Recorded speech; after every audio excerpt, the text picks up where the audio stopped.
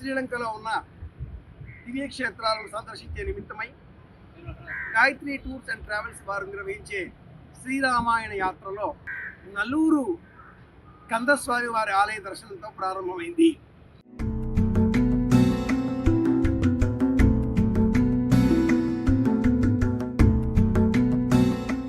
మన భారతదేశంలో ఏ ఆలయంలో చూసినా కుమారస్వామి అంటే షణ్ముఖుడు 6 ముఖములతో వల్లి దేవసేన సమేతుడై నెమలి వాహనం మీద కనిపిస్తాడు. కానీ మొత్తం ప్రపంచంలో 2 ఆలయాలు వేరుగా ఉంటాయి. అందులో ఇది చాలా పెద్దది, అత్యంత పురాతనమైనది, 2000 సంవత్సరాల చరిత్ర కలది నల్లూరు స్వామి.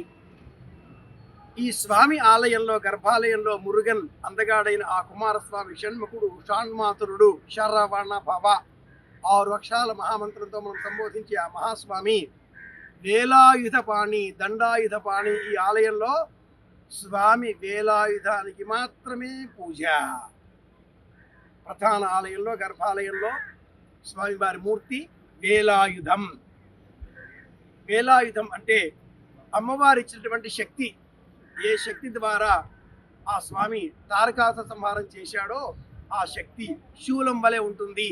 పైన పద్మాకారం ముడుచుకున్న ఆ పద్మం దిగువన కాడ వలె ఉండే ఆ వేలాయుధం పైన ప్రణవం లిఖింపబడి ఉంటుంది. అదే ఈ ఆలయంలో ప్రత్యేకం.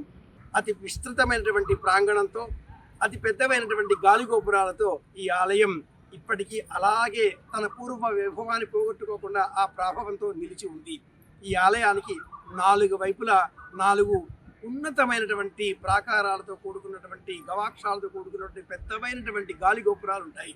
వీటిల్లో 108 అడుగుల పొడవుతో ఉండేటటువంటి తూర్పు దిక్కున ఉండే అతిపెద్ద గోపురం ఆలయానికి మకుటాయమానం.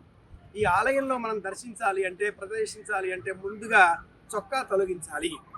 ఆలయంలో స్వామిని దర్శించే సమయంలో చొక్కా ఎందుకు తీసేయమంటారు అంటే ఈ చొక్కా చిరిగిపోయిన పీలికలు వస్త్రాల సమాహారం. ఒక చొక్కా కుట్టాలి అంటే 32 ముక్కలు కత్తిరించి కొడతారు. స్వామి సన్నిధానంలో అలా చిరిగిపోయిన పీలికల గుడ్డ ముక్కలతో వేసింది పైన వేసుకోకూడదు. స్వామి సర్వోన్నతం. స్వామి సమక్షంలో ఎవరైనా కూడా వస్త్రాన్ని ఇలా అంగవస్త్రంగా నడుముకి ధరించి భుజములు వంచి శిరస్సు వంచి నమస్కారం చేసే విధంగా అనవత శిరస్కుడై సాష్టాంగ దడ ప్రమాణం చేసే విధంగా ఆలయానికి వెళ్ళాలి. ఈ ఆలయానికి ఉండే అనేక ప్రత్యేకతలో ఈ గోపురం ఎంత ప్రత్యేకతనో ఆలయ దర్శనం కూడా అంత ప్రత్యేకం. చిత్త విభ్రమలు తొలగించే ఏకైక ఆలయం ఈ నల్లూరి కందస్వామి ఆలయం. సోమసూత్రం మీద ఉండే ఈ ఆలయంలో స్వామిని దర్శించినట్లయితే మానసిక భయాలు, చిత్త విభ్రమలు, దుఃఖాలు, మనోవ్యాకులత, పిచ్చి లేదా స్థిరత్వం లేకపోవడం, అస్థిరత్వం, మానసిక వైకల్యం ఇవన్నీ పోతాయి అని అనేకుల విశ్వాసం.